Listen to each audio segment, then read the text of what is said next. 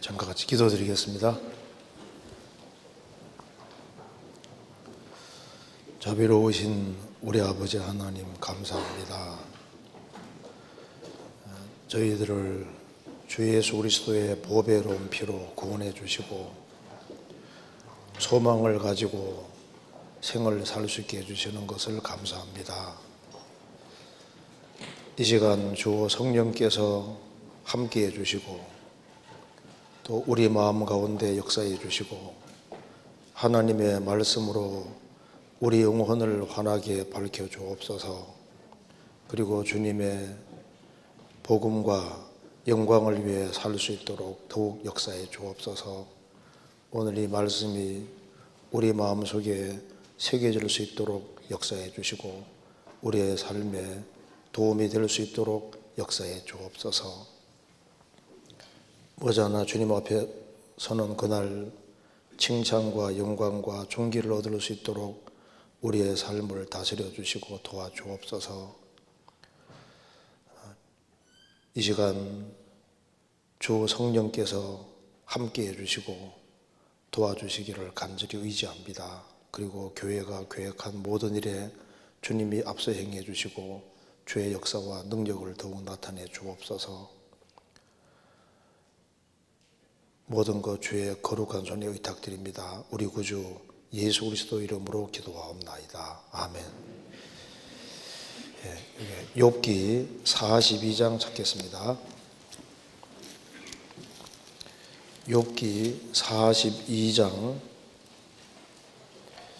제가 1절부터 6절까지 읽겠습니다.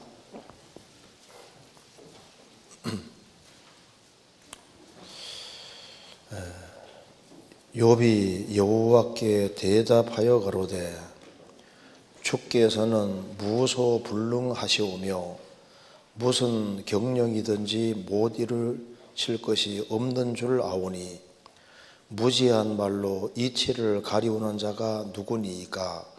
내가 스스로 깨달을 수 없는 일을 말하였고 스스로 알 수 없고 헤아리기 어려운 일을 말하였나이다. 내가 말하게 싸우니 주여 들으시고 내가 주께 묻게 싸우니 주여 내게 알게 하옵소서. 내가 주께 대하여 귀로 듣기만 하였었더니 이제는 눈으로 주를 배움나이다. 그러므로 내가 스스로 하나고 티끌과 제 가운데서 회개하나이다. 거기까지입니다. 이번에 독일 선교 잘 다녀왔습니다. 저번 주 화요일에 출발해서 6명이 같이 갔었는데 이제 프랑크푸르트 교회가 이제 수원교회와 자매결연이기 때문에 저도 오래간만에 이제 독일에 가보게 됐습니다. 그래서 그 화요일 날 출발해서 이제 화요일 날 프랑크푸르트 도착해서 화요일 날, 수요일 날, 목요일 날 생활 집회 겸 신방을 하고 그다음에 이제 금요일부터 금, 토, 일, 월 디셀도르프에서 중계 수양회를 가졌는데요. 200명 정도가 참석했습니다. 여기에 사진이 있어가지고 한번 여기 왜 안 나오지? 안 나오네요.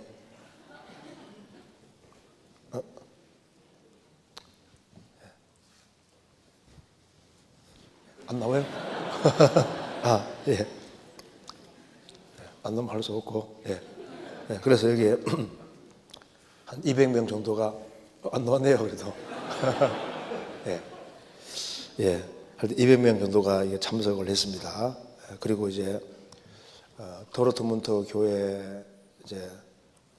교회에 갔다가 거기서 이제 말씀 전하고 같이 교제하고 그다음에 이제 쾰른 교회까지 방문을 했습니다. 독일에 이제 지금 프랑크푸르트 교회, 그다음에 도르트문트 교회, 쾰른 교회 이렇게 세 교회가 있는데 그 디셀도르프에서 수양회 할 때 베를린 식구들도 참석했는데 거기서 한 15명 정도 모이는 것 같습니다. 그리고 이제 거기서 조금만 시간 지나가면 교회가 될 수 있을 것 같아요. 그런데 이번에 수양회를 이제 다녀오면서 루터의 발자취를 한번 가보자고 해가지고 이제 루터가 이제 종교개혁 하던데 그 길을 가는데 한 600km 정도 되거든요. 그러니까 이제 수양회를 하고 프랑크푸르트 교회하고 도르트문트 교회하고 그다음에 쾰른 교회 그거보다 그쪽에 왔다 갔다 하는 게 더 힘들더라고. 그래서 제가 사진을 좀 몇 개 좀 보여주려고 했는데 다음 기회에 한번 보여드리겠습니다. 예. 어쨌든 간에 너무 감사합니다. 제가 해외 선교를 갈 때마다 우리 선교팀만 가는 것이 아니라 구원받은 식구들이 같이 동참한다는 것을 많이 느낍니다. 그리고 이제 우리가 몇 번에 걸쳐서 독일에 더 가면은 독일 지역이 더 활발하게 복음이 전해지리라고 생각합니다. 오늘은 여기에 욥기 42장 오늘 욥기 마지막입니다. 너무 좋으시죠? 끝나니까. 예. 오늘 욥기 한번 42장 마지막으로 한번 잠깐 배워보겠습니다. 욥은 자신이 너무나도 큰 불행을 당기기 때문에 그 원인과 이유를 알기를 간절히 원했습니다. 그래서 그는 정말 하나님을 직접 만나서 한번 하나님에게 한번 이야기하고 싶은 것이 있는 거예요. 그래서 하나님, 정말 하나님 좀 저하고 만나주시고 제가 좀 하고 싶은 얘기 한번 좀 들어주십시오. 너무 이제 억울한 마음이 많이 있는 겁니다. 그래서 이제 하나님께서 나타나셔서 이제 욥의 질문에 대해서 답을 쭉 하셨습니다. 여기에 욥기 42장 보기 전에 거기에 욥기 23장 먼저 보시겠습니다. 23장에 3절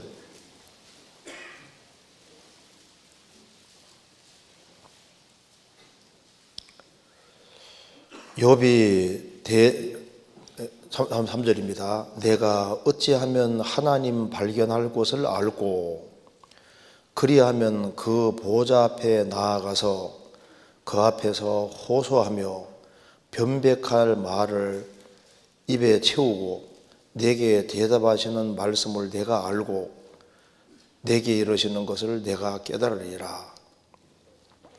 욥은 10명의 자녀가 죽고 세상 날아가고 몸 전체가 병든 이런 상황이 지속이 되니까 하나님 앞에 묻고 싶은 것이 있는 겁니다.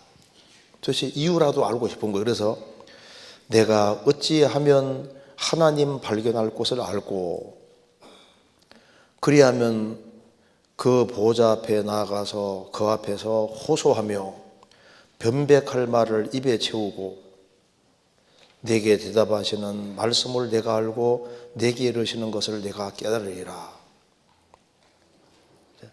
8절 그런데 내가 앞으로 가도 그가 아니 계시고 뒤로 가도 보이지 아니하며 그가 왼편에서 일하시나 내가 만날 수 없고 그가 오른편으로 돌이키시나 배울 수 없구나. 하나님 계신 건 맞는데 응답이 빨리 없으니까 이제 너무 답답한 겁니다. 그래서 하나님 한번 직접 만나서 입에 말을 가득히 채우고 한번 좀 얘기해 보고 싶다고 했습니다. 그래서 하나님께서 나타나셔서 너 나하고 한번 변론하고 싶다 했지? 한번 얘기해 봐 하면서 하나님이 쭉 말씀을 하시는 겁니다. 욥기 40장입니다.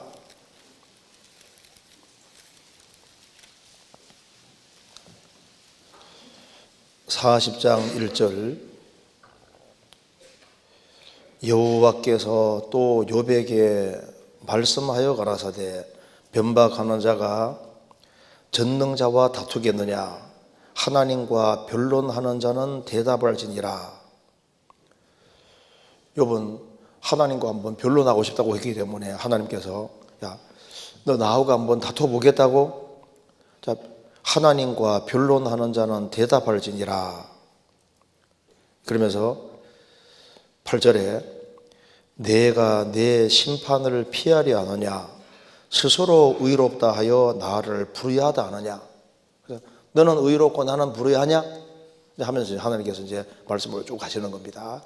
그래서 욥이 하나님이 하시는 변론의 말씀을 듣고 그런 철저하게 제에 앉아서 회개를 합니다. 그리고 하나님께서 욥을 완전히 회복시켜 주시고 그를 배나 축복해 주시는 내용이 여기에 성경 마지막에 기록되어 있는 겁니다. 그래서 오늘 먼저 하나님의 변론을 몇 가지 생각을 해보고, 그리고 이제 하나님이 변론한 것 중에 내가 성도에게 고난을 허락할 때 그 잘못이 있느냐, 하나님의 주된 변론이 그겁니다.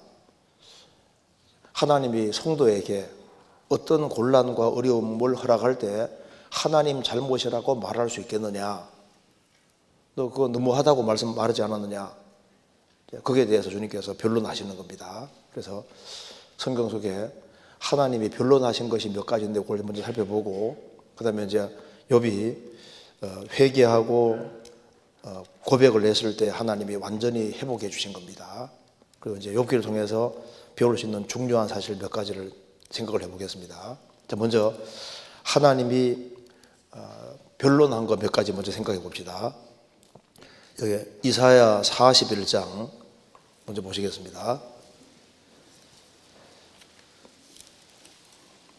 이사야 41장 1절,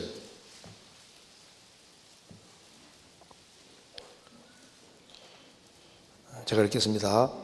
섬들아 내 앞에 잠잠하라, 민족들아 힘을 새롭게 하라, 가까이 나오라, 그리하고 말하라, 우리가 가까이 하여 서로 변론하자.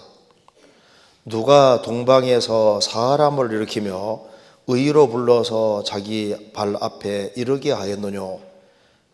열국으로 그 앞에 굴복해 하며 그로 왕들을 치리하게 하되 그들로 그의 칼에 티끌 같게 그의 활에 불리는 초계 같게 하며 그가 그들을 쫓아서 그 발로 가보지 못한 길을 안전히 지났나니 이 일을 누가 행하였느냐, 누가 이루었느냐, 누가 태초부터 만대를 명정하였느냐 하였느냐. 나 여호와라, 태초에도 나요 나중에 있을 자에도 내가 곧 그니라.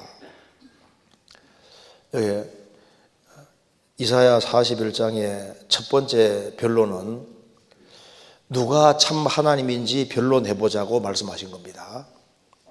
그래서 여기 섬들아, 섬들아 말은 이방 세력을 말합니다.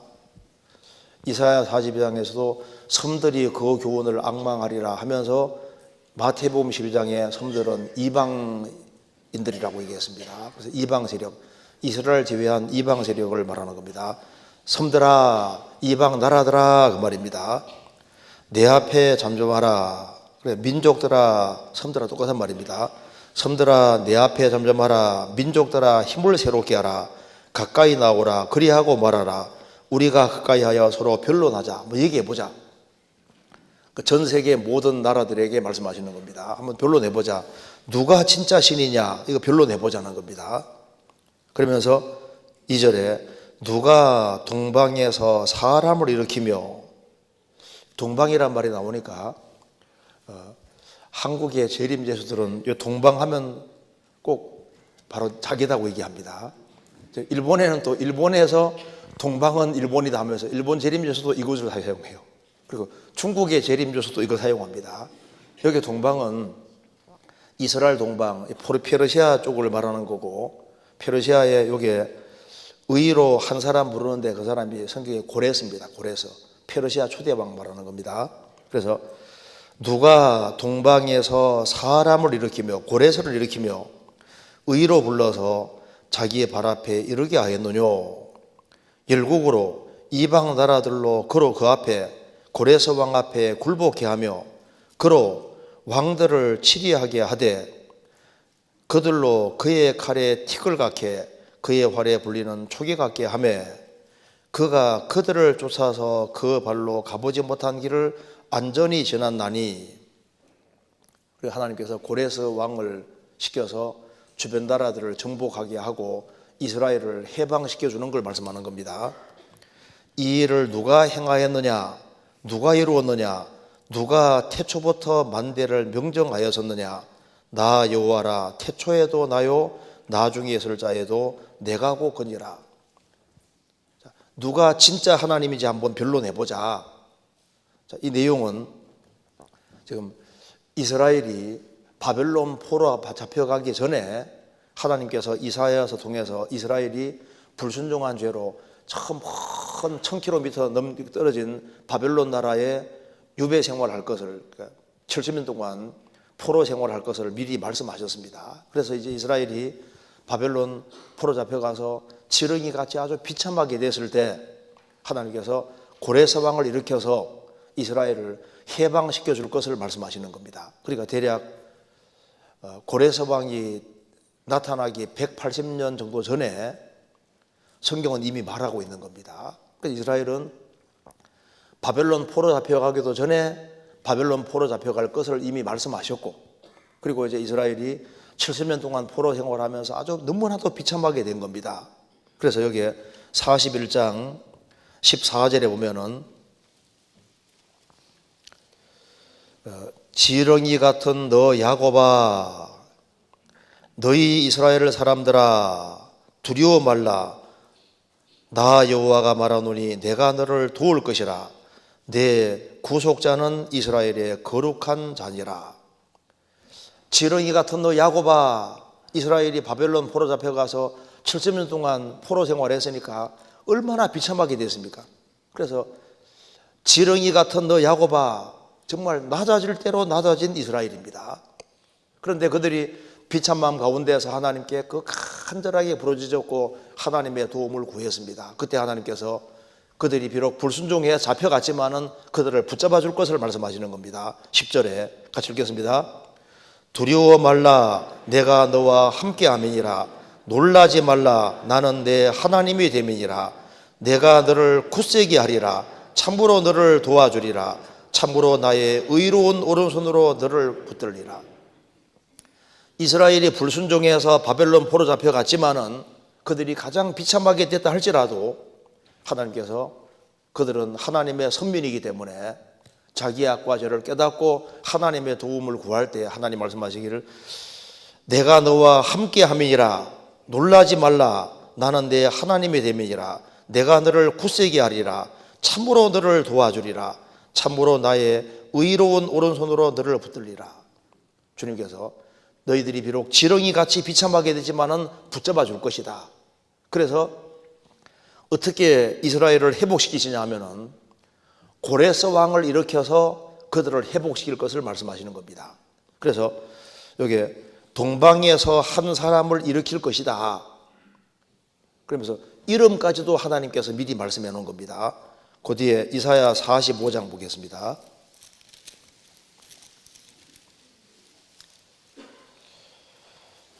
44장 28절에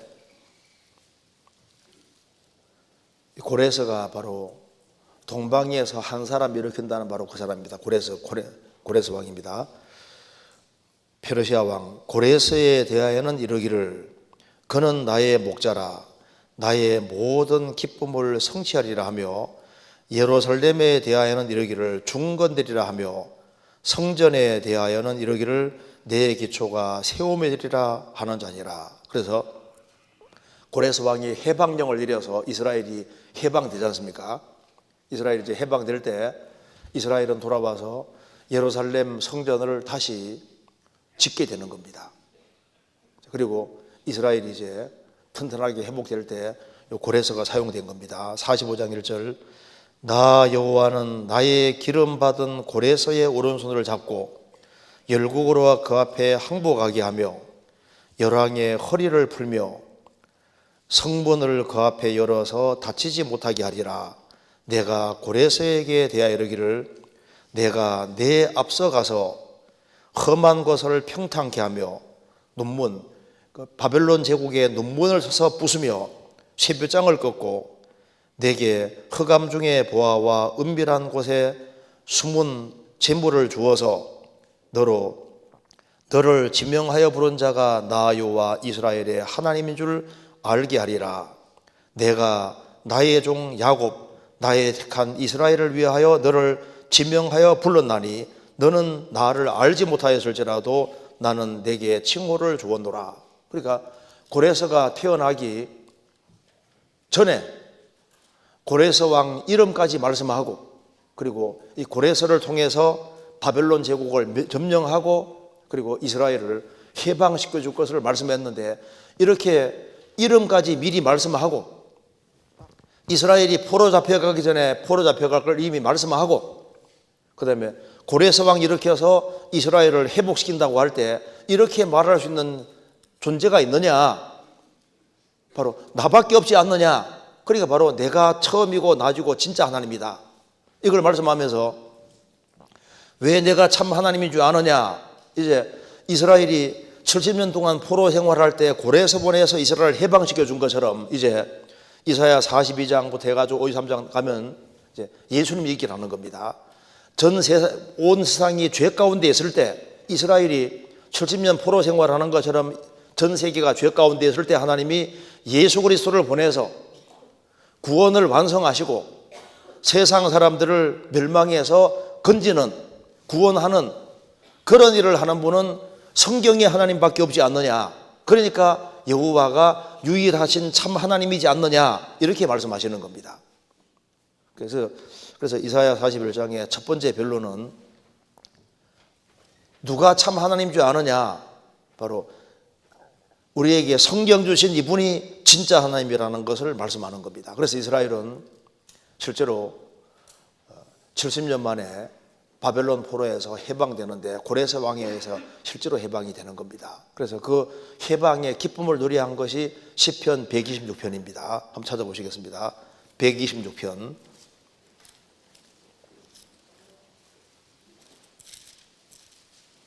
1절.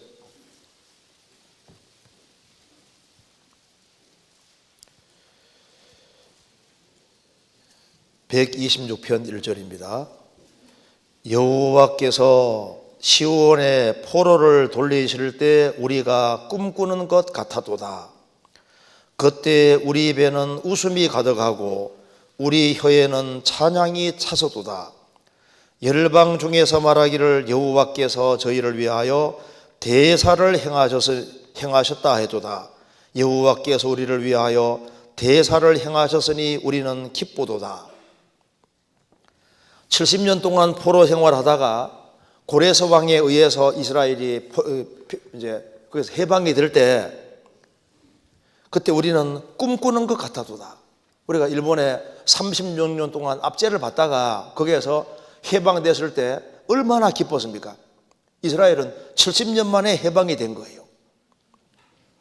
그때 우리 입에는 웃음이 가득하고 우리 혀에는 찬양이 차서도다. 열방 중에서 말하기를 여호와께서 저희를 위하여 대사를 큰 일을 행하셨다 해도다.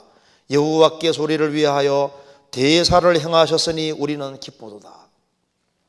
이스라엘이 그리스도 맺혀간 죄로 2000년 동안 유랑 생활을 하다가 우리 시대 이스라엘 땅에 돌아올 때 이스라엘 민족은 얼마나 더 기쁘겠습니까? 근데 그거보다 훨씬 기쁜 것은 영원한 멸망에 떨어질 수밖에 없는 우리가 예수 그리스도를 통해서 죄에서 해방이 되고 천국 가게 됐을 때 이것은 훨씬 더 기쁜 겁니다. 그래서 여기에 여호와께서 우리를 영원한 파멸에서 구원하실 때 우리는 꿈꾸는 것 같아도다. 그때 우리 입에는 웃음이 가득하고 우리 혀에는 찬양이 서도다. 정말 영혼이 구원함을 얻은 사람은 세상 사람들이 알지 못하는 뭐가 있습니까? 기쁨과 즐거움이 있는 거예요.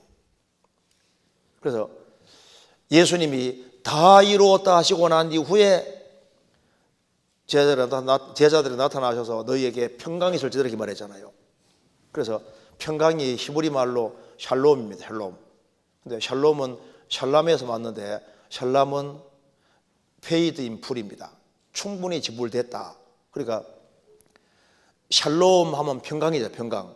평강은 어디서 왔냐 하면은 값이 완전히 지불됐다. 거기에서 온 겁니다. 그러니까 진정한 평안은 예수님이 다 이루었다 할 때 죄값이 완전히 지불됐잖아요.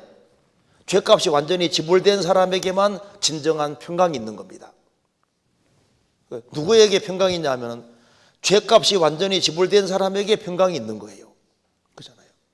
그래서 여기 이제 첫 번째 변론은 바로 성경의 하나님이 참 하나님이 아니냐, 변론해보자.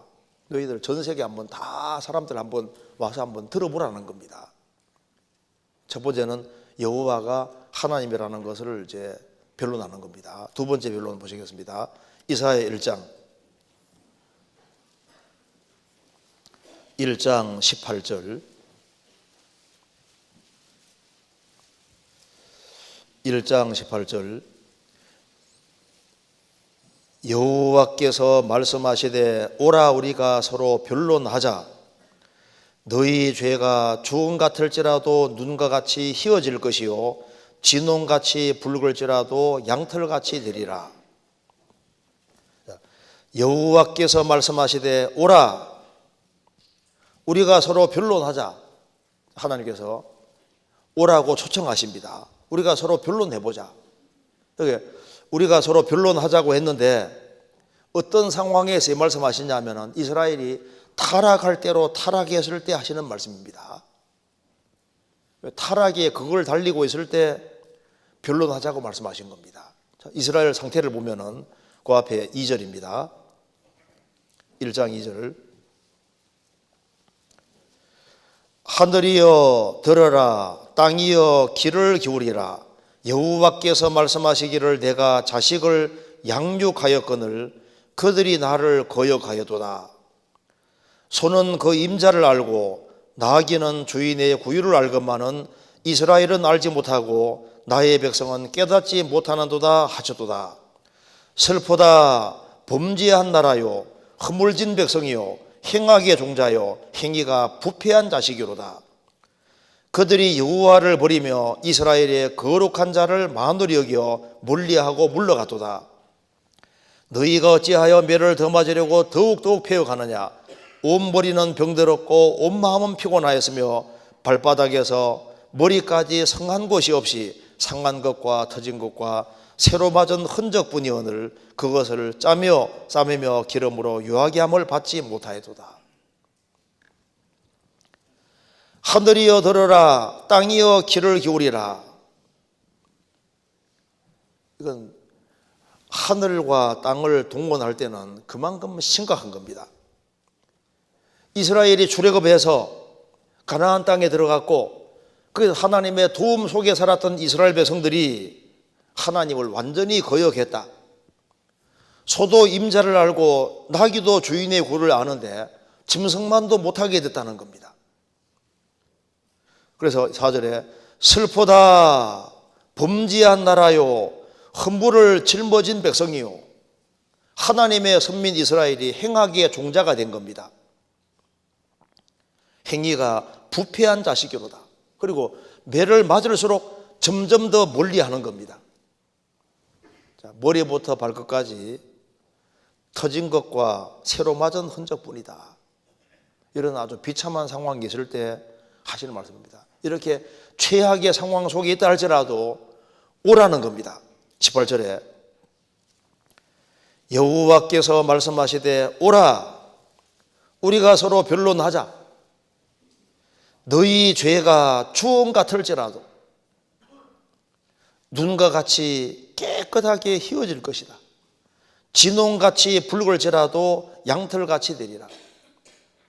너희들 죄가 주홍 같을지라도 진홍같이 풀띠 붉을지라도 흰눈같이 양털같이 깨끗하게 될 수 있으니까 서로 변론해보자. 예수님이 수고하고 무거운 짐진 자들아 다 내게로 오라. 내가 너희를 쉬게 하리라. 그래서 죄가 많아서 구원받지 못할 사람은 없습니다. 죄가 아무리 많을지라도 무조건 와서 나하고 얘기해보자. 내가 구원해 주겠다고 말씀하시는 겁니다. 아무리 죄가 붉을지라도 아무리 죄가 많을지라도 눈과 같이 희어지고 양들같이 될 것이다.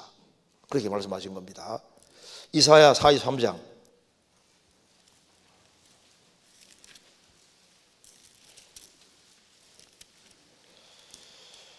25절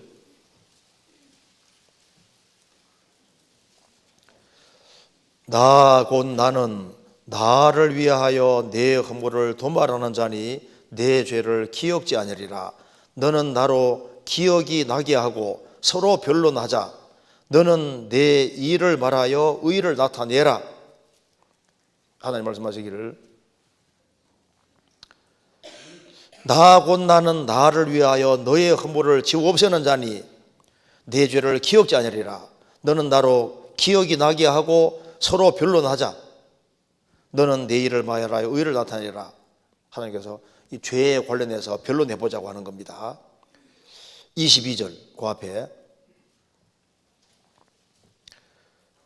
그러나 야곱아 너는 나를 부르지 아니하였고 이스라엘아 너는 나를 괴로워하였으며 내 번제의 양을 내게로 가져오지 아니하였고 내 제물로 나를 공경하지 아니하였느니라. 나는 예물로 인하여 너를 수고롭게 아니하였고 유황으로 인하여 너를 괴롭게 아니하였거늘 너는 나를 위하여 돈으로 향품을 사지 아니하며 희생의 기름으로 나를 흡족해 아니하고 내 죄짐으로 나를 수고롭게 하며 내 죄악으로 나를 괴롭게 하였느니라.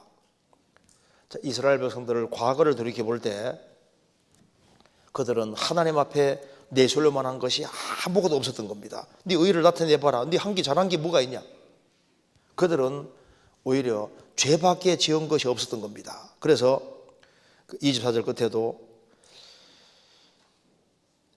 너희들이 나를 위해 하기는커녕 오히려 너의 죄짐으로 나를 수고롭게 하며 내 죄악으로 나를 괴롭게 하느니라.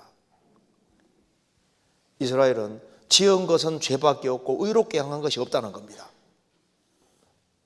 우리도 마찬가지. 우리도 과거 돌이켜보면은 하나님을 슬프시게 하고 지은 것은 죄밖에 없는 겁니다. 그래서 너의 죄짐으로 나를 수고롭게 하며, 그 인간이 죄를 지으니까 하나님께서 죄를 없애야 되니까 하나님을 수고롭게 하는 겁니다. 내 죄악으로 나를 괴롭게 하느니라. 자, 이 자식이 죄 가운데 살아가면은 부모를 수고롭게 하는 겁니다. 자녀가 나쁜 짓 하면 수습하러 다녀야 되니까 부모를 수고롭게 하고 힘들게 하잖아요. 그러니까 아담이를 인간은 타락해서 짓는 게 죄밖에 없으니까 하나님을 슬프시게 하고 하나님을 일하게 만들고 죄를 없애기 위해서 하나님은 작업을 하셔야 되는 겁니다. 그래서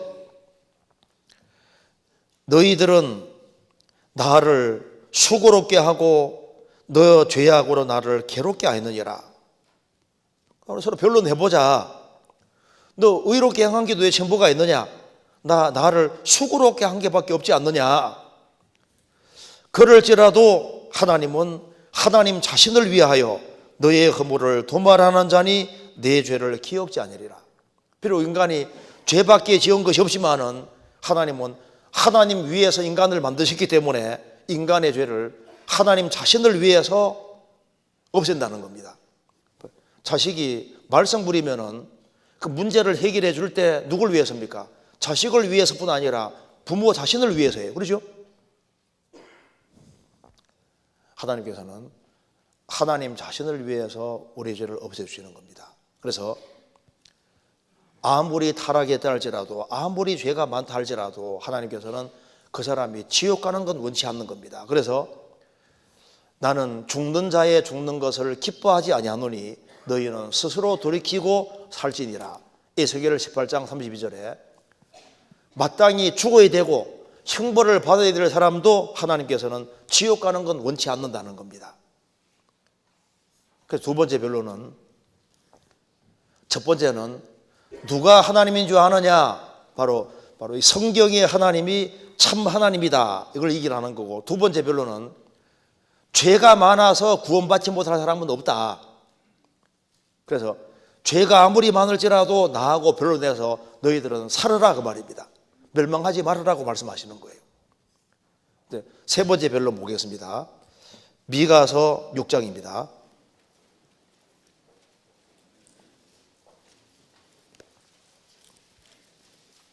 6장 1절입니다. 6장 1절.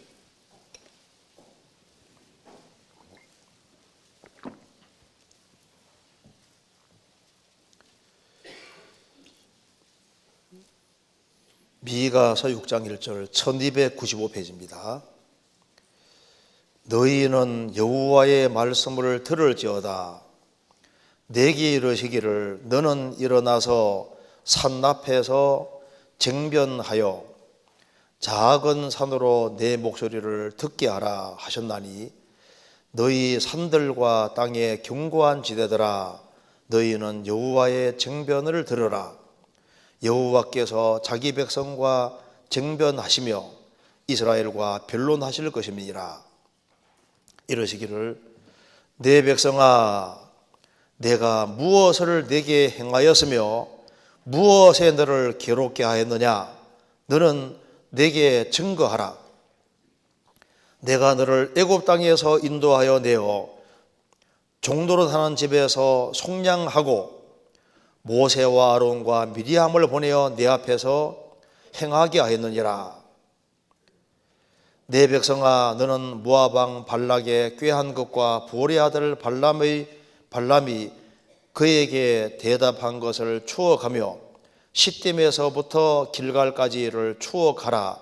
그리하면 나 여호와가 의롭게 행한 것을 너희가 행할 것을 알리라 하실 것이니라. 여기 세 번째 변론은 뭐냐면은 하나님이 이스라엘에게 잘못한 것이 있느냐, 그들에게 잘못한 것이 있느냐, 하나님은 너희들에게 충분히 주지 않았느냐 하는 것에 대해서 변론하는 겁니다.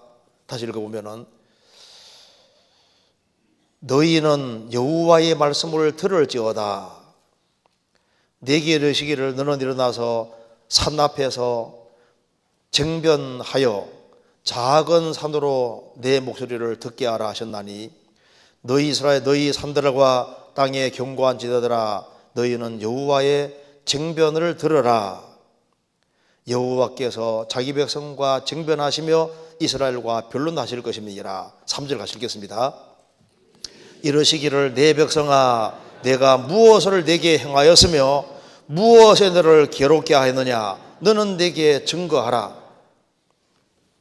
이스라엘 백성들이 하나님을 계속 멀리하는 겁니다. 하나님 가까이 하지 않는 거예요. 그래서 하나님께서 말씀하십니다. 이유가 도대체 뭐냐? 내가 너희들에게 무엇을 행하였느냐? 내가 너희들에게 잘못한 것이 있느냐? 잘못한 것이 없는데 왜 나를 멀리하느냐? 내가 너희들을 무엇을 괴롭게 하였느냐? 있으면 내게 얘기해봐라. 너희들이 출애굽할 때부터 지금까지를 한번 추억해봐라. 애굽에 있는 내가 너희들을 건져내었고 그때 내가 모세를 보내고 아론과 미리암을 보냈고 그리고 이제 출애굽을 해서 광야 생활하는 중에도 하나님이 계속적으로 도와주시고 발람은 이스라엘 민족을 저주하려고 했는데 하나님에게 축복으로 바꾸시고 그리고 이제 가나안 땅 들어가서부터 지금까지 계속해서 하나님은 이스라엘을 도와오셨는데 나는 잘못한 것이 없는데 너희들은 왜 나를 멀리하느냐? 멀리할 이유가 있으면 얘기해봐라. 그렇게 말씀하시는 겁니다. 우리에게도 마찬가지입니다. 하나님께서 구원받은 사람이 말씀하십니다. 너희들을 나 멀리하는 이유가 도대체 뭐냐? 내가 잘못한 게 있으면 얘기해봐라. 나는 너희들을 구원하고 너희들에게 필요한 것을 다 제공해 주시는 분인데 사랑하고 도와주는 하나님을 왜 멀리하는 거냐? 멀리할 이유가 없잖아요. 부모는 자식을 위해서 온갖 수고를 다하는 자식은 집에 들어오는 거 싫어해요. 맨 나쁜 짓만 골라서 하거든요. 부모가 말합니다. 자식하고 얘기할 때 너 내가 지금 잘못한 게 있으면 얘기해봐. 잘못한 게 없는데 왜 나를 자꾸 멀리하느냐? 하나님을 멀리할 이유가 없습니다. 아무 잘못이 없잖아요. 하나님. 이 말씀은 뭐냐면 하나님이 이스라엘에게 최선을 다했는데 너희들은 왜 그 모양이냐? 왜 나를 멀리하느냐고 말씀하시는 겁니다. 하나님께서는 내가 너희들에게 더 이상 뭘 해줘야 되겠냐고 말씀하시는 거예요. 이사야 5장 보시겠습니다.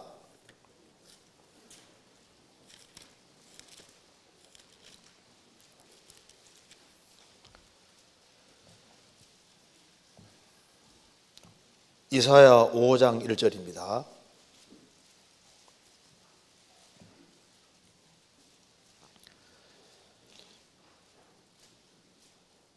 내가 나의 사랑하는 자를 위하여 노래하되 나의 사랑하는 자의 포도원을 노래하리라. 나의 사랑하는 자에게 포도원이 있으며 심히 기름진 산대로다. 땅을 파서 돌을 제하고 극상품 포도나무를 심어서도다. 그 중에 망대를 세웠고 그 안에 술틀을 파서도다. 좋은 포도 맺기를 바랐더니 들포도를 맺혀도다.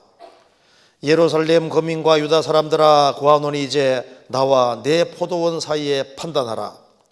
내가 내 포도원을 위하여 행한 것 외에 무엇을 더할 것이 있었으랴. 내가 좋은 포도 맺기를 기다렸거늘 들포도를 맺히면 어찌민고. 이제 내가 내 포도원에 어떻게 행할 것을 너희에게 이르리라. 내가 그 울타리를 걷어 먹힘을 당케 하며 그 담을 헐어 찌팔피게 할 것이요 내가 그것으로 황목해 하리니 다시는 가지를 자람이나 북을 돋우지 못하며 진려와 형극이 날 것이며 내가 또 구름을 명하여 그 위에 비를 내리지 말라 하리라 하셨으니 대저 만군의 여호와의 포도원은 이스라엘 족속이요 그의 기뻐하시는 나무는 유다 사람이라. 그들에게 공평을 바랐더니 도리어 포악이요 그들에게 의로움을 바라셨더니 도리어 부르짖음이었도다. 여기 이제 이사야는 말합니다. 내가 나의 사랑하는 자, 이사야는 하나님을 가리켜서 자기의 사랑하는 자라고 했습니다. 이사야는 하나님을 사랑하는 사람이었습니다. 내가 나의 사랑하는 자를 위하여 노래하되 나의 사랑하는 자 하나님의 포도원을 위해 노래하리라.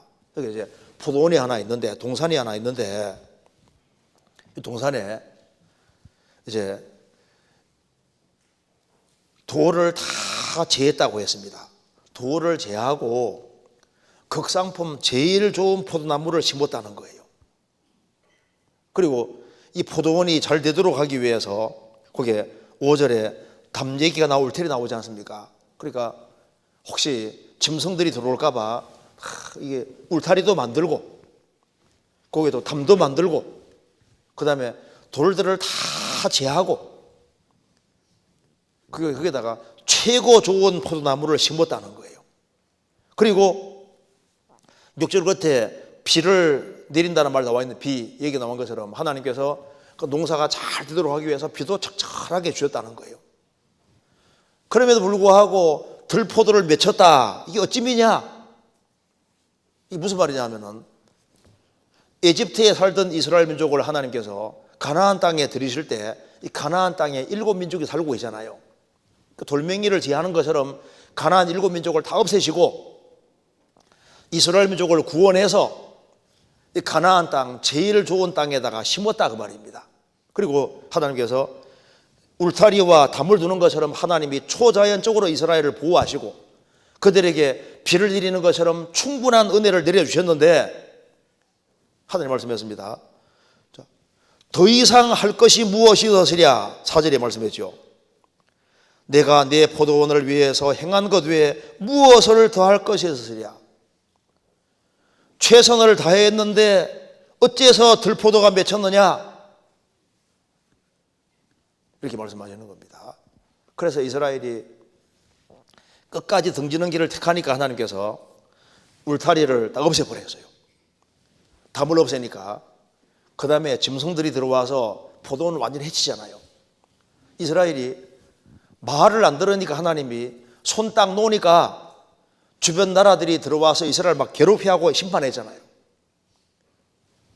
하나님께서 비를 그치는 것처럼 은총을 딱 그치니까 이스라엘은 아주 비참한 상태가 된 겁니다. 그리고 이제 그들이 돌이키니까 다시 회복시켜 주시는 거예요. 여기 말씀에서 중요한 것은 4절에 내가 내 포도원을 위하여 행한 것 외에 무엇을 더할 것이 있었으랴. 이게 무슨 말입니까? 무엇을 더할 것이 있었으랴. 하나님은 최선을 다하시는 하나님이라는 겁니다. 나는 너희들에게 최선을 다했는데 어째서 들포도를 맺혔느냐? 베드로서 1장 보면은 하나님께서는 생명과 경건에 속한 모든 걸 주셨다고 했습니다. 우리에게 생명을 주시고 신앙생활에 필요한 모든 걸 다 주시는 거예요. 하나님이 세상을 이처럼 사랑하사 독생자를 주셨으니 이는 저를 믿는 자마다 멸망치 않고 영생을 얻게 하심이니라. 하나님께서는 독생자 예수님을 주셨고 로마서 8장에 말한 대로 아들과 함께 모든 것을 은사로 주지 아니하시겠느뇨. 사람이 구원을 받도록 하기 위해서 필요한 것을 다 주시고 신앙생활에 필요한 모든 것을 이미 다 주셨다 그 말입니다. 그렇기 때문에 구원을 받지 못한 사람은 최후의 심판대에 섰을 때 나는 이러저러한 이유 때문에 구원받지 못했습니다, 그렇게 말 못한다는 거예요. 구원을 받은 사람도 하나님께서 신앙생활에 필요한 모든 것을 이미 다 주셨기 때문에 나는 이러저러한 이유 때문에 신앙생활을 못했습니다, 핑계댈 수 없다는 겁니다. 하나님, 저는 이러저러한 이유 때문에 구원받지 못했습니다 말할 수 있겠습니까? 조금만 관심 가지면은 누구든지 구원받을 수 있고 조금만 관심을 기울이면은 신앙생활을 다 잘할 수 있도록 길을 다 만들어 놓으신 거예요. 이스라엘이 열매 맺지 못했을 때 하나님께 핑계 댈 수 없다 그 말입니다. 하나님 말씀하십니다. 우리 한번 변론 내보자. 변론 냈을 때 내 편에서 문제 있냐 너희 편에서 문제 있냐, 너희 편에서 문제 있는 것이 아니냐, 그걸 빨리 돌이켜야지, 이렇게 말씀하시는 거예요. 구원을 받을 때도 그렇고 구원받고 난 다음에도 마찬가지입니다.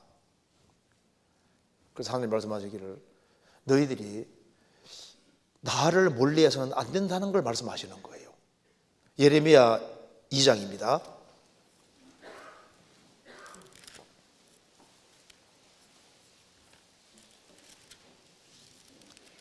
2장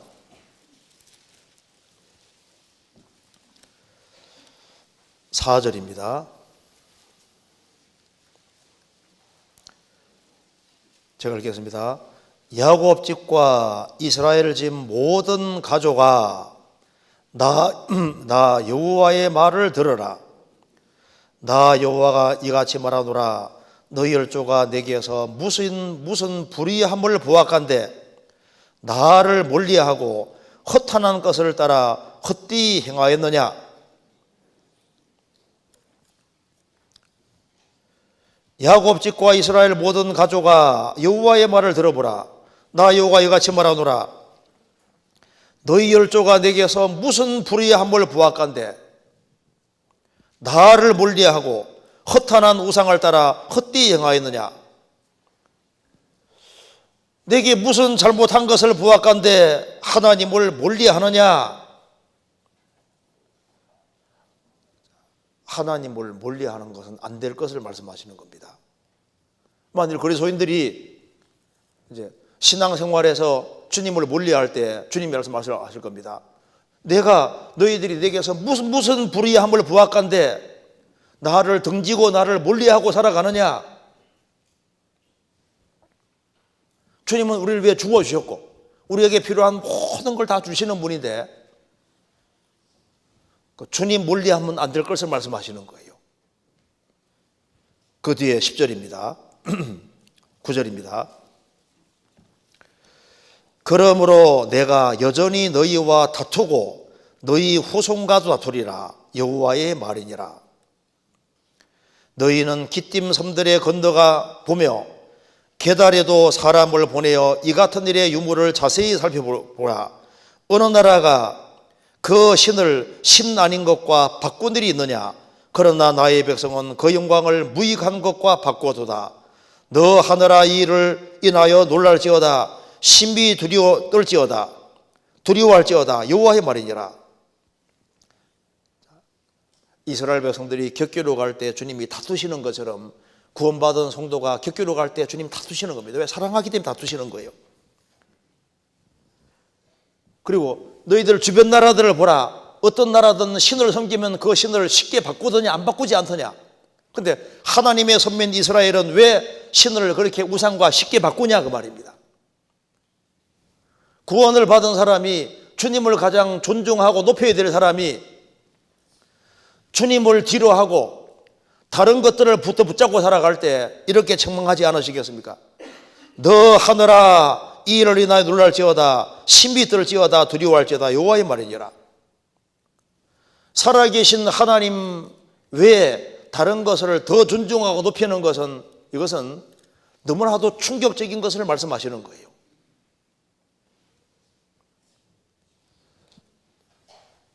하나님은 아무런 잘못이 없는 것을 말씀하는 겁니다. 성경의 하나님은 항상 최선을 다하시는 하나님이라는 것을 말씀하는 거예요. 그 다음에 이제 본론이 고난에 대해서 변론하는 겁니다. 하나님이 참 성도에게 감당할 수 있는 범위 안에서 고난을 허락하실 때 하나님께 잘못이 있다고 말할 수 있느냐? 여러분, 하나님이 너무 심하다고 생각을 하고 있는 면이 있는 겁니다. 그래서 내가 이렇게 하나님을 잘 섬기고 정말 바르게 행했는데 이렇게 아주 극도로 큰 어려움이 올 수 있을까? 이것에 대해서 하나님과 변론하고 싶었던 겁니다. 욥기 23장 다시 보시겠습니다.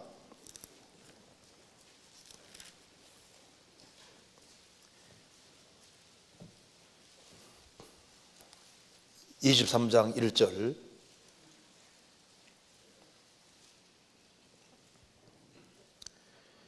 욥이 대답하여 가로되 내가 오늘 또 혹독히 원망하니 받는 재앙이 탄식보다 중함이니라. 내가 어찌면 하나님 발견할 곳을 알고 그리하면 그 보좌 앞에 나아가서 그 앞에 호소하며 변백할 말을 입에 채우고 내게 대답하시는 말씀을 내가 알고 그에게 내게 이르시는 것을 내가 깨달으리라. 그래서 우리도 생활 살아가는 가운데 너무 억울한 일을 당하면은 하소연할 데가 없으면은 하나님 다 만나서 한번 도대체 이유가 뭔지를 한번 알아보고 싶은 마음이 생길 수 있잖아요. 욥의 마음이 그런 겁니다. 그래서 입에 막 말을 가득히 채우고 도대체 하나님 이거 너무 억울합니다. 이럴 수가 있습니까? 하면서 얘기하고 싶은 마음이 아주 간절했던 겁니다.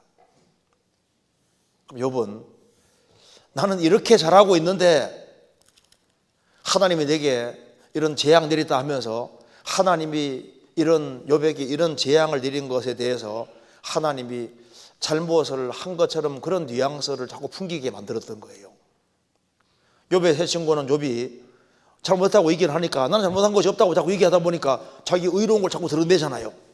욥은 너무 잘했네. 너무 잘했는데도 이렇게 큰 어려움이 왔으니, 이렇게 의로운 사람에게 이런 큰 어려움이 왔으니까 하나님이 마치 불의한 것처럼 그런 뉘앙스하고 풍기니까 하나님 말씀했습니다. 너만 의롭고 나는 의롭지 않냐? 너가 의롭고 나는 불의하냐? 그래서 하나님께서 욥에게 이제 변론해 보시는 겁니다. 욥, 그래 너 그렇게 어려움 당했는데 너 나하고 한번 얘기하고 싶다 했지? 그러면서 하나님께서 이제 욥까지 변론을 쭉 하시면서 욥에게 너 나하고 한번 변론해 보자. 그래서 너 정말 나하고 얘기가 없으니까 허리 한번 딱 묶고 사내 대장부로서 한번 나하고 얘기해 보자고 말씀하시는 겁니다. 욥기 38장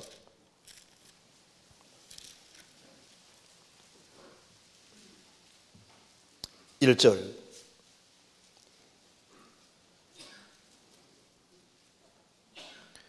때 여호와께서 폭풍 가운데로서 욥에게 말씀하여 가라사대 무지한 말로 이치를 얻게 하는 자가 누구냐?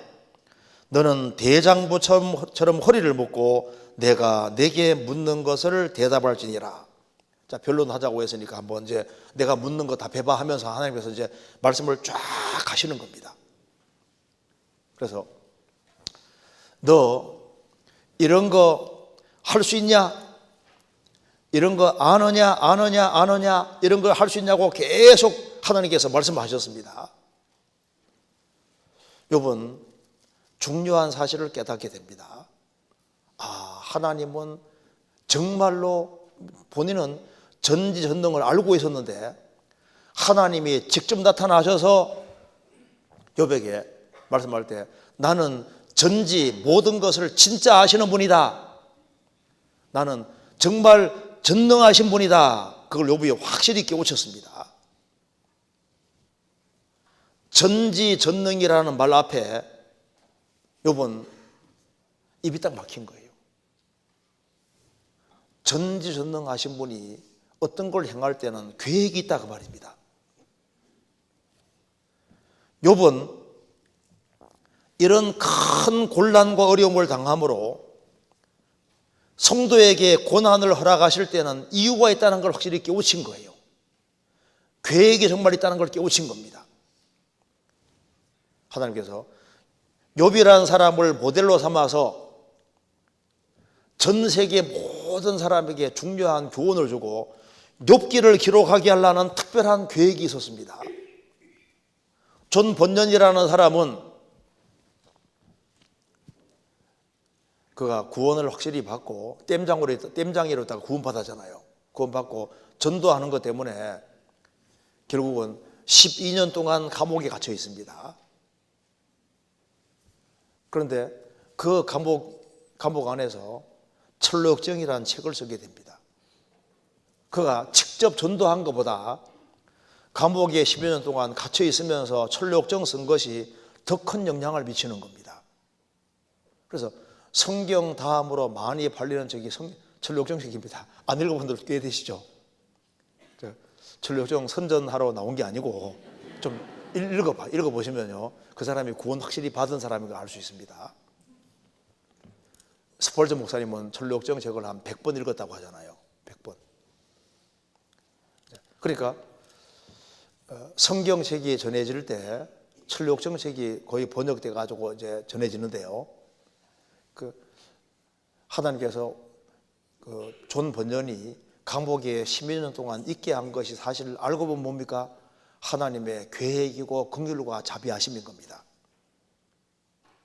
감옥에 있지 않고 자유롭게 전도하는 속에서 결과가 있는 것과 감옥에 있으면 전도 못하게 딱 감옥에 가다 놓는 이것이 훨씬 더 번연에게는 훨씬 더 좋은 것이었습니다.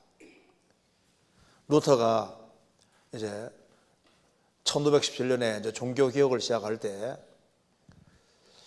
그때 이제 척을 잡고 있으니까 로마 교황청에서 이제 문제를 삼았습니다. 보름수 국회에서 이제 칼 5세 황제가 있는 자리에서 쓴 책을 취소하라니까 하루만 여유 달라고 하고 난 이후에 하루 동안 기도하면서 국리했습니다. 다시 그 다음 날 보름수 국회에서 성경에 비추어서 내 쓴 저작이 틀리지 않는 한은 나는 취소할 수 없습니다. 양심을 거스리는 것은 옳지 않고 그리고 하나님 말씀을 거스리는 건 옳지 않기 때문입니다. 그러면서 하나님 나는 달리 어찌할 수 없습니다. 나를 도우소서. 그것 때문에 루터는 그 당대 인류학 가장 유명한 사람이 됩니다. 칼 5세 황제는 이제 루터는 이제 보호권을 이제 없애버리기 때문에요. 누구든 유태를 죽여도 어쩔 수 없는 거예요. 근데 그가 이제 브레드 선제우에 의해서 붙잡혀서 바르트브루트 성에 갇혀지게 됩니다. 근데 거기에서 성경을 번역하는데 11개월 걸려서 11개월에 11주인가 그러니까 거의 한 두세 달이잖아요. 그 사이에 신약 성경을 다 번역합니다. 그가 성에 딱 갇혀졌는데 거기에서 신약 성경을 다 번역한 거예요. 루터는 대학자입니다. 그러니까 이제 성도에게 무슨 일이 벌어지든 간에 그게 하나님의 뜻과 계획이 있는 것이 분명한 겁니다. 바울 사도가 전도하는 과정에서 감옥에 여러 번 들어갔습니다. 그런데 감옥에 들어가니까 감옥에서 옥중서실이 나오잖아요. 성경은 이렇게 말합니다. 구원받은 성도에게 어떤 어려움이 있을 때 그게 이유가 틀림없이 있다는 겁니다. 이유가. 그러니까 내게 이런 불행이 주어졌기 때문에 하나님이 잘못한 것이 아니냐, 이런 생각은 처음부터 하지 말아야 될 것을 얘기하는 거예요.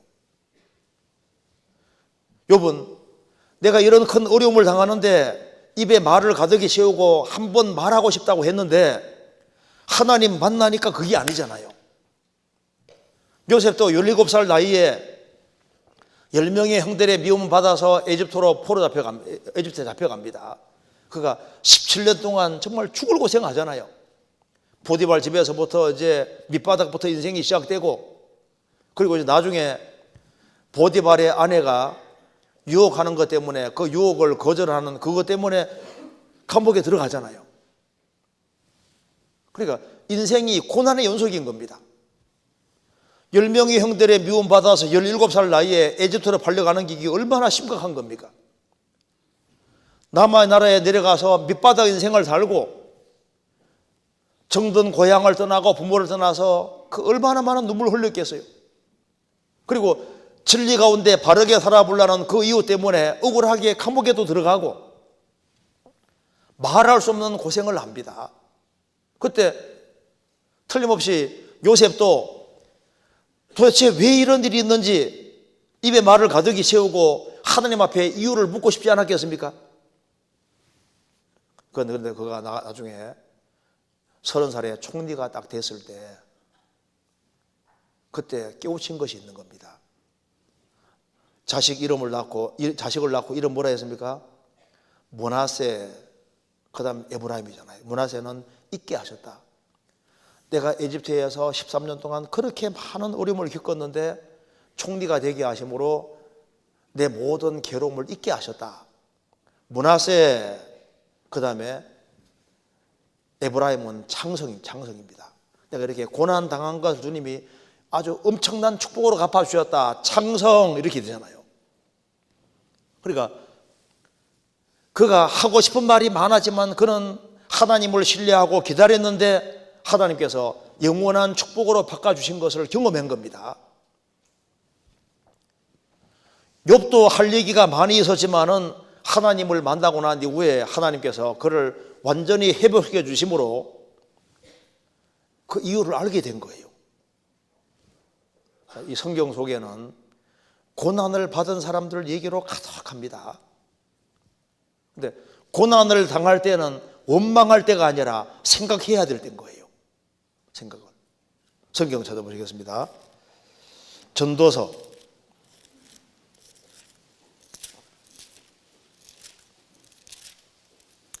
7장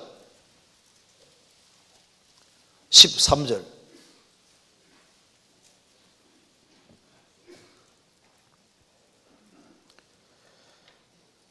하나님의 행하시는 일을 보라.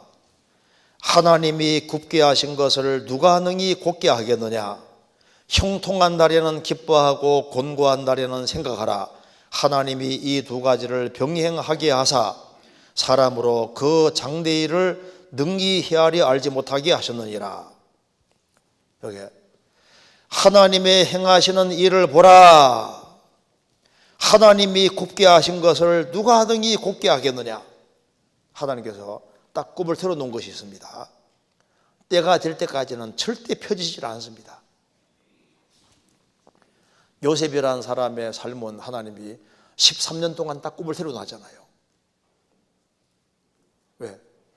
주님께서 축복해 주려고 꿈을 틀어놓은 겁니다. 때가 될 때 딱 펴지는 거예요. 다윗도 기름 부음 받고 난 이후에는 인생의 꿈을 틀어졌잖아요. 10년 이상을 사울에게 쫓겨서 얼마나 고통을 받았습니까? 욥도 그렇게 잘 나가던 욥인데 하나님께서 갑자기 인생을 딱 꿈을 틀어놓은 거예요. 재산 전체가 날아갔지요. 10명의 자녀가 죽었지요. 몸 전체가 병들고 얼마나 비참한 상태가 되었습니까? 하나님이 굽게 하신 것을 누가 등이 곱게 하겠느냐? 때가 되면 펴지는 거예요. 우리 인생도 마찬가지입니다. 왜 다른 사람 인생과 다르게 내 인생은 이렇게 구부러질까? 주님이 굽을 틀어놨습니다. 그러면 굽을 틀어놨다고 해 잘못된 거냐? 하나님께서는 성도를 징계하셔도 축복해 주기 위해서 징계하시는 거예요. 그리고 생을 바르게 살아감에도 불구하고 주님이 굽을 틀어놓을 수 있습니다. 왜? 더 큰 축복 주려고 굽을 틀어놓는 거예요. 하나님이 굽게 하신 것을 누가 능히 곱게 하겠느냐? 때가 될 때까지는 안 펴집니다. 그러니까 여기 말씀하기를 형통한 날에는 기뻐하고 곤고한 날에는 원망하랍니까? 생각하랍니까? 곤고한 날에는 생각을 해봐야 되는 거예요. 생각을. 이유가 뭔지를 생각해보고 잘못을 범한 게 있으면 돌이키고 잘못한 것이 없을 때에는 주님께서 무슨 이유가 있다는 걸 생각하고 잠잠하게 참고 기다리는 것이 필요한 겁니다. 형통한 날에는 기뻐하고 곤고한 날에는 생각하라. 하나님이 이 두 가지를 병행하게 하사 사람으로 그 장래일을 능히 헤아리 알지 못하게 하셨느니라. 근데 장래일을 헤아리 알지 못하게 하셨지만은 뒤에 답은 항상 뭡니까? 로마서 8장 28절. 하나님을 사랑하는 자 곧 그 뜻대로 부르심을 입은 자들에게는 모든 것이 합력하여 어떻게 된다고요? 선을 이루느니라. 모든 게 합력해서 선을 이루게 돼 있는 겁니다. 하나님께서는 축복해 주시려고 기다리고 인간은 축복을 받으려고 기다리는 거예요. 여러분 끝까지 그래도 참고 기다렸습니다. 기다려서 하나님의 축복을 마침내 얻게 되는 겁니다. 이사야 30장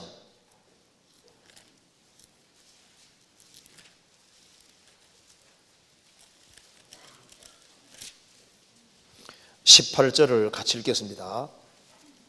18절 같이 읽겠습니다.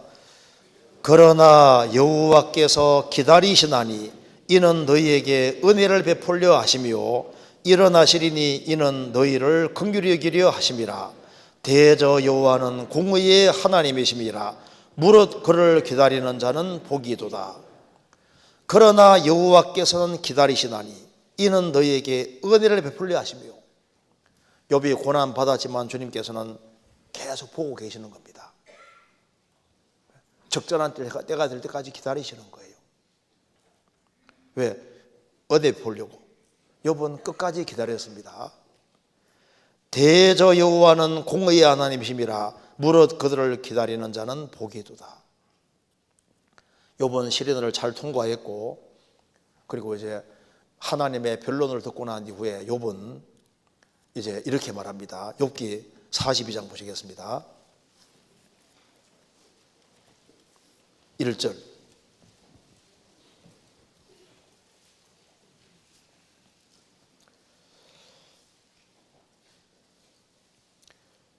욥이 여호와께 대답하여 가로되 주께서는 무소불능하시오며 무슨 경력이든지 못 이루실 것이 없는 줄 아오니 무지한 말로 이치를 가리우는 자가 누구니이까. 내가 스스로 깨달을 수 없는 일을 말하였고 스스로 알 수 없고 헤아리기 어려운 일을 말하였나이다. 내가 말하겠사오니 주여 들으시고 내가 주께 묻겠사오니 주여 내게 알게 하옵소서. 내가 주께 대하여 귀로 듣기만 하였사옵더니 이제는 눈으로 주를 배웁나이다. 그러므로 내가 스스로 하나고 티끌과 제 가운데서 회개하나이다. 여기서 이제 욥이 뭘 깨달았는지를 보시겠습니다. 2절. 주께서는 무소불능하시오며. 하나님이 하시는 말씀을 듣고서 확실히 깨우친 것이 있습니다. 하나님은 무소불능하시오며. 없을 무 바소 아니 불자 능할 능자입니다. 그러니까 하나님은 할 수 없는 바가 없다. 뭐든지 할 수 있는 분이다. 그러니까 욥은 깨우쳤습니다. 아, 하나님은 무소불능하시구나. 하나님은 하고자 하는 것을 다 할 수 있는 분이구나. 정말 전능한 분이라는 걸 알고 있었지만은 하나님의 직접 말씀을 듣고서 이 뼈에 사무치게 깨달은 것이 있습니다. 하나님은 전능하신 분이다. 할 수 없는 것이 없는 분이라는 걸 정말 실감한 겁니다. 그러니까 아브라함도 99세 때 하나님이 나타나서 나는 전능하신 하나님이라고 했습니다. 그래서 아브라함은 어떤 하나님 믿었습니까?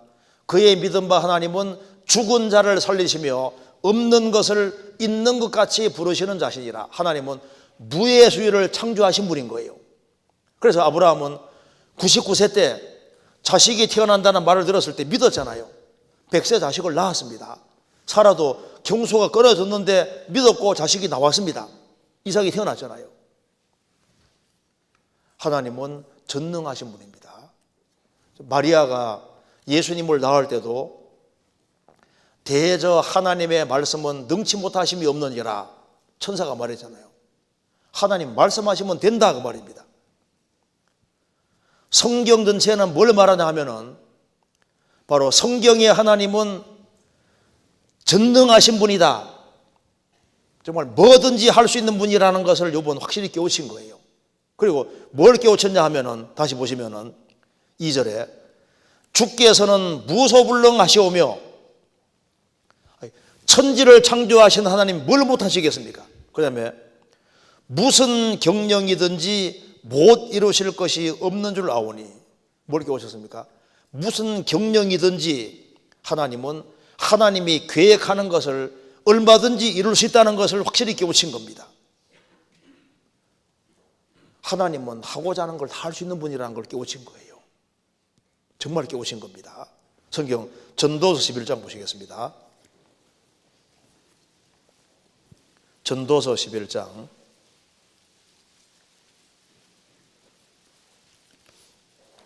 5절 같이 읽겠습니다. 바람의 길이 어떠함과 아이 벤 자의 태에서 뼈가 어떻게 자라는 것을 내가 알지 못함 같이 만사를 성취하시는 하나님의 일을 내가 알지 못하느니라. 아직까지도 태풍이 어느 쪽으로 갈지 모른다고 하잖아요. 태풍이 남쪽에 생겨서 이렇게 불어 들어올 때 이게 태풍 방향이 어디로 갈지 정확히 알 수가 없습니다. 이 바람의 길을 이게 알기가 어려운 거예요. 개구리가 어디로 뛰는지 모른다 그러잖아요. 개구리 뛸 때 어디로 뛸지 모릅니다. 방향을 알 수 없는 거예요. 여기에 바람의 길이었다 함도 인간이 잘 알 수가 없고 아이 벤 자의 태에서 뼈가 어떻게 자라는 걸 내가 알지 못함 같이 주님은 태 속에서 아기를 만드시는 분이잖아요. 만사를 성취하시는 하나님의 일을 내가 알지 못하느니라. 하나님은 만사를 성취하시는 분입니다. 그렇죠? 하나님은 창조주입니다. 하나님이 말씀하시니까 창조가 됐습니다. 하나님이 가라사대 빛이 있으라 하심에 빛이 있었고 하나님 말씀하시면 그대로 되는 거예요. 그분은 만사를 성취하시는 분입니다. 역사 속에서 하나님이 계획한 것이 착착 진행됩니다. 성경의 3분의 1이 예언인데 지금까지 문자 그대로 이루어졌고 지금도 이루어지고 있고 우리 눈으로 보고 있습니다. 앞으로도 그대로 됩니다. 왜? 성경의 하나님은 만사를 성취하시는 참 하나님이기 때문에 그런 겁니다. 그러니까 우리 개인에게도 작정하신 것이 있느냐? 있습니다. 무슨 경영이든지 못 이룰 것이 없습니다. 우리를 구원했을 때 구원받은 그날부터 주님 앞에 갈 때까지 우리에게 작정된 계획이 있어요. 그 작정한 계획을 하나님은 반드시 이루시는 겁니다. 욥기 23장 욥기 23장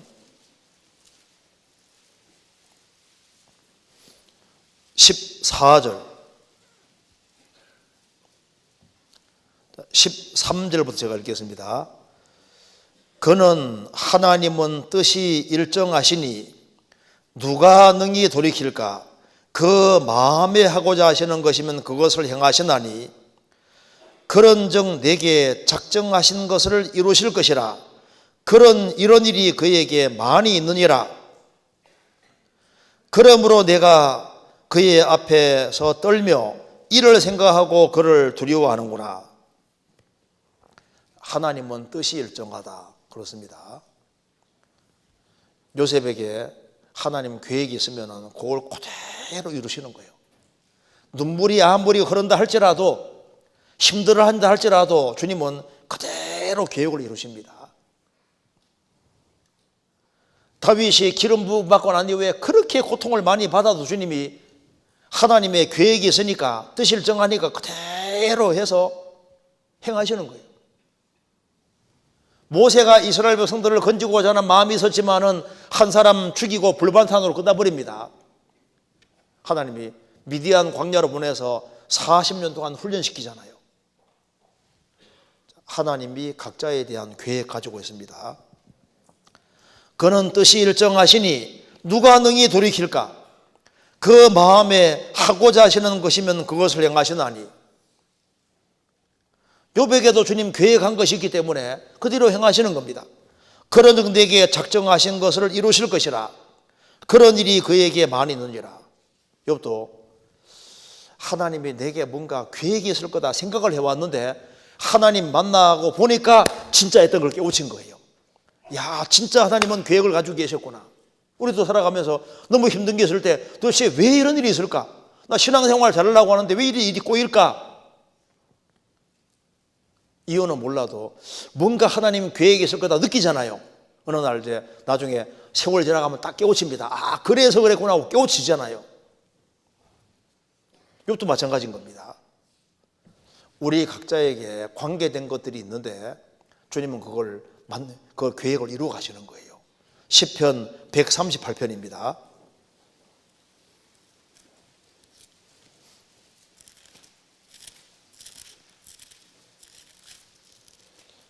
(138편) 7절.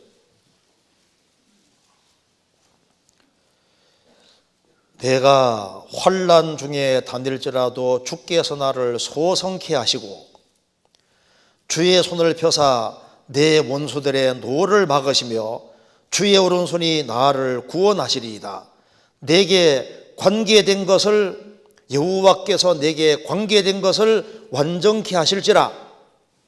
하나님께서는 다윗에게도 관계된 것을 완전케 하시는 것처럼 우리에게도 관계된 것을 완전케 하시는데, 방법은 내가 환난 중에 다닐지라도, 제일 좋은 것이 환난 중에 하나님께서 환난 속에 집어넣어서 우리를 온전케 만들어 가십니다. 그래서 내게 관계된 것을 완전케 하실 것이다. 하나님의 계획은 있습니다. 욥은 그걸 깨우친 거예요. 그래서 욥은 하나님을 만나서 확실히 깨우친 것이 바로 이겁니다. 욥기 다시 보시겠습니다. 42장 2절.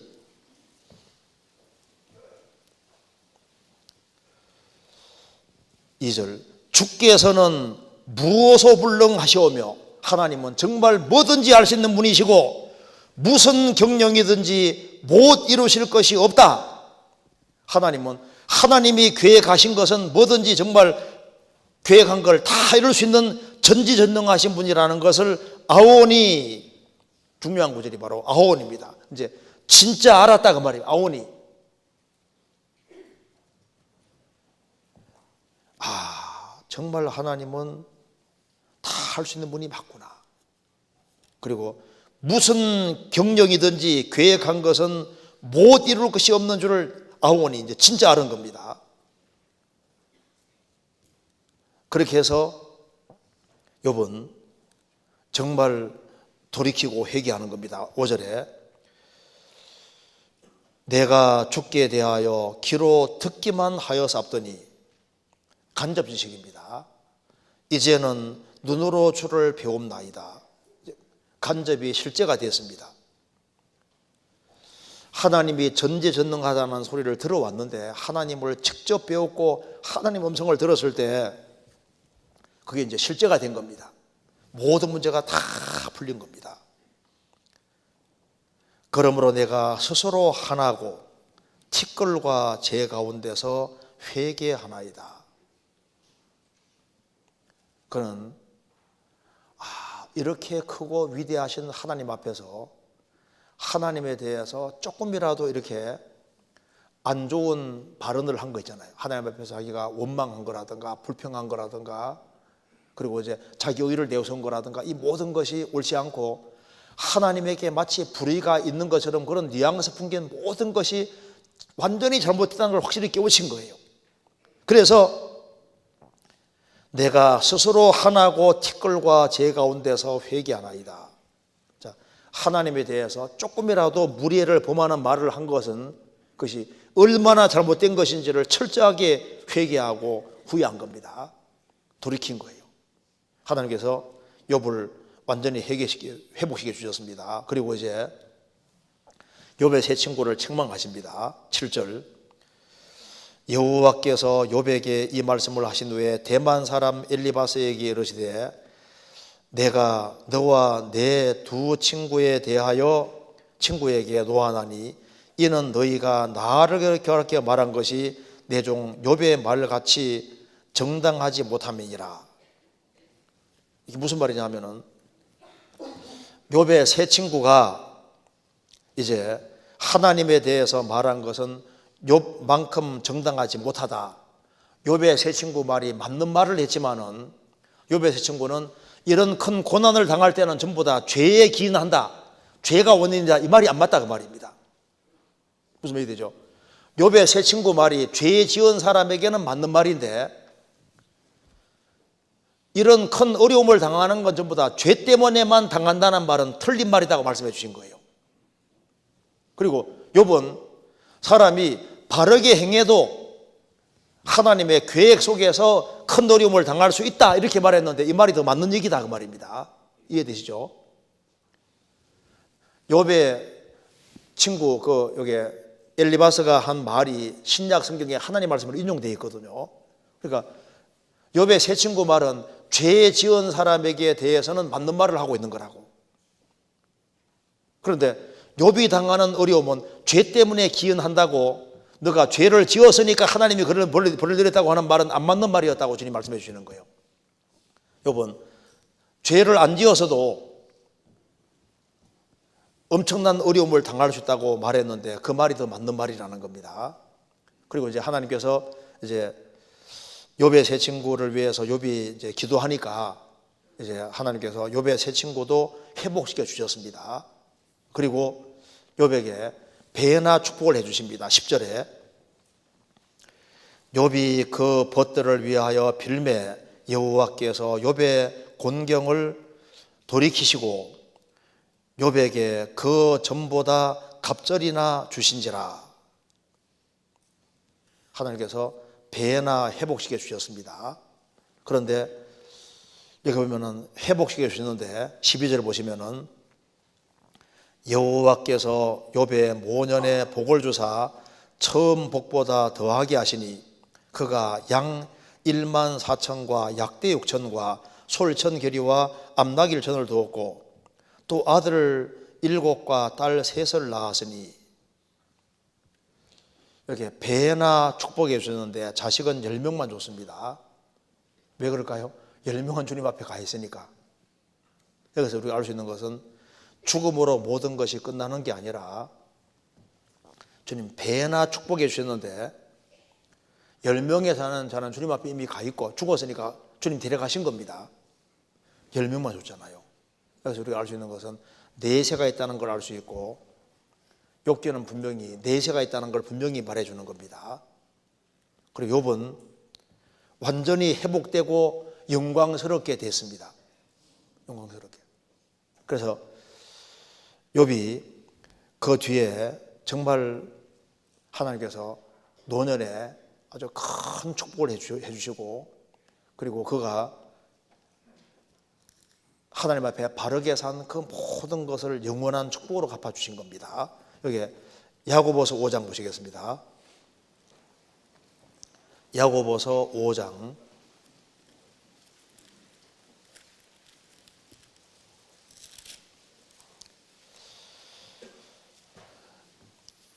11절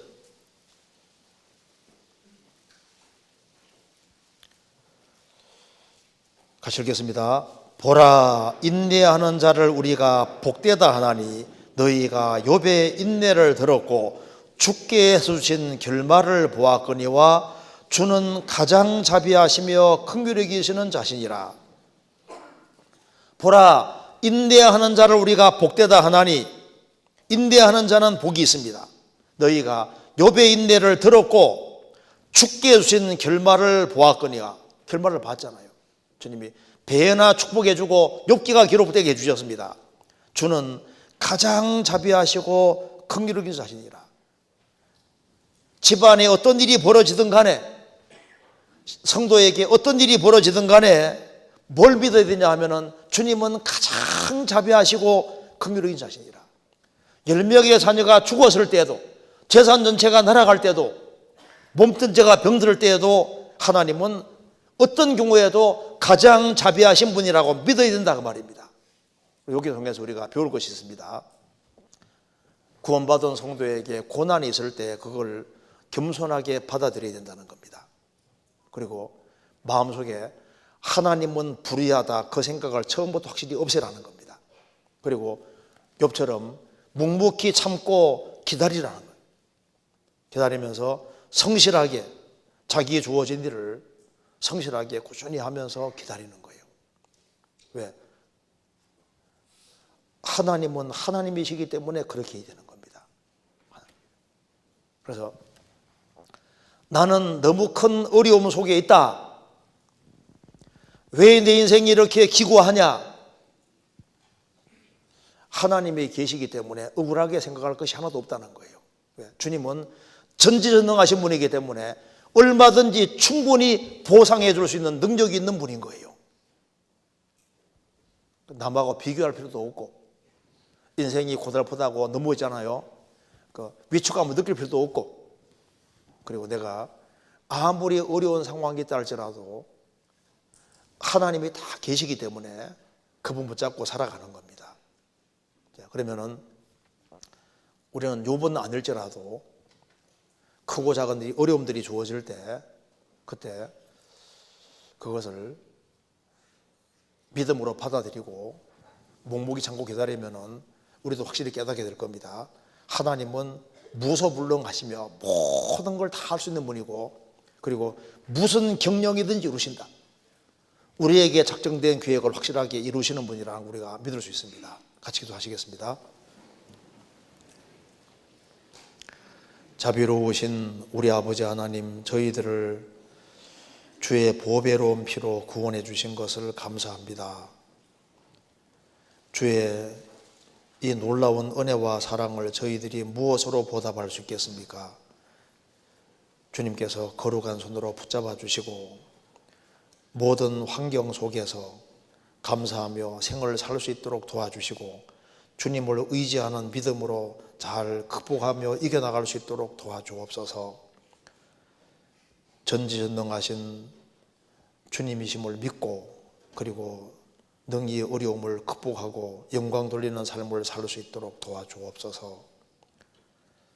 앞으로 있을 중계 수양에도 함께해 주시고 또 많은 사람들이 구원함을 얻을 수 있도록 역사해 주옵소서. 우리 구주 예수 그리스도 이름으로 기도하옵나이다. 아멘. 찬송 같이 부르시겠습니다. 542장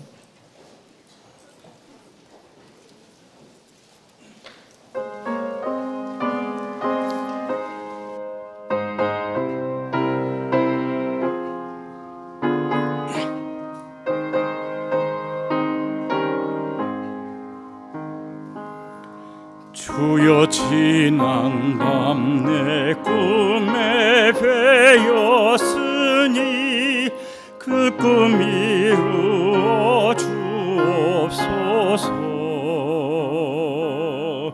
밤과 침에 계시로 보여주사 항상 은혜를 주옵소서. 나의 놀라운 꿈 정령남이 이기는 장차 큰 은혜 받을 편이 나의 놀라운 꿈 정령 이루어져 주님 얼굴을 배우리라. 마음 괴롭고 아파서 낙심될 때 내게 소망을 주셨으며